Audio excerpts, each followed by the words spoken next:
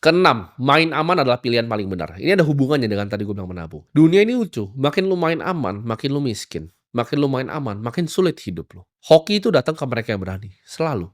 Saking takutnya kamu sama investasi, lu simpen semua uangnya ya di bawah bantal. Lu nggak berani berinvestasi di kripto, lu nggak berani berinvestasi di saham, lu nggak berani berinvestasi di bonds. Lu takut ya, lu takut belajar hal baru, lu takut belajar teknologi baru. Lu cuman simpen semua uangnya di celengan ayam lu. Main aman itu bikin lu tua tanpa hasil. Nggak ada orang besar yang hidup di dunia ini itu main aman. Alexander the Great itu nggak pernah main aman. Warren Buffett itu nggak pernah main aman. Julius Caesar tuh nggak pernah main aman. Napoleon Bonaparte pun nggak pernah main aman. Tidak ada yang main aman dan di dunia ini jadi manusia yang diingat. Lu harus ingat ya.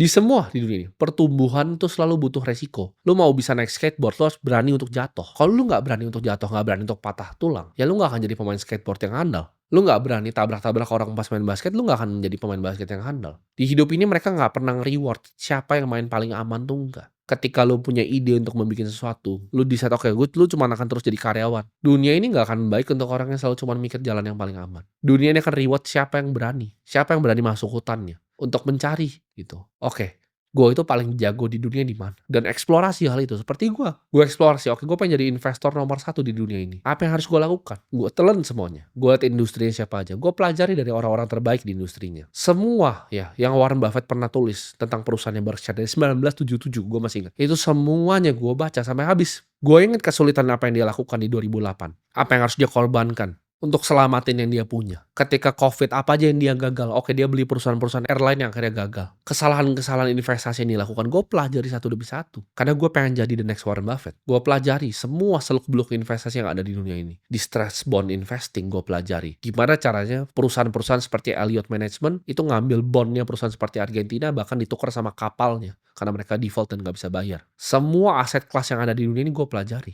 Mau itu dari macro investing. Ngeliat, oke, apa yang terjadi di dunia. Dan apa yang kita bisa bet di dunia ini. Oh, kenaikan emas ini korelasinya apa? Oh, kalau suku bunga naik, suku bunga turun ini korelasinya apa? Oh, gimana caranya ngeliat perusahaan? Long short equity itu seperti apa? Kalau gue lihat misalnya Nvidia ini bagus, dan nextnya ada perusahaan yang kira-kira menurut gue kurang bagus, gimana cara hedgingnya seperti apa? Ini semua gue pelajari, dan ini semua ini butuh resiko. Ketika lu mau taruh uang ya, gue udah private equity play. Oke, ini perusahaan bikin segini uangnya. Kira-kira cash flow-nya sampai 15 tahun ke bisa segini. Gue diskon arus kas masa depannya ke discount rate-nya. Itu semua gue pelajari dari gue masih sangat kecil.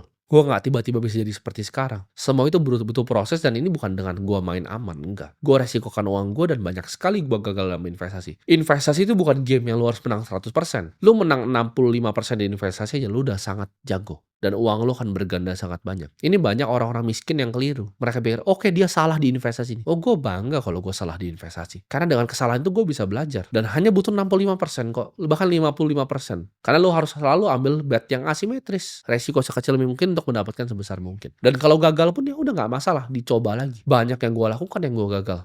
Baik saham, kripto, banyak sekali yang gue gagal. Tapi gue sangat bangga. Dan gue pengen kalian juga lihat prosesnya.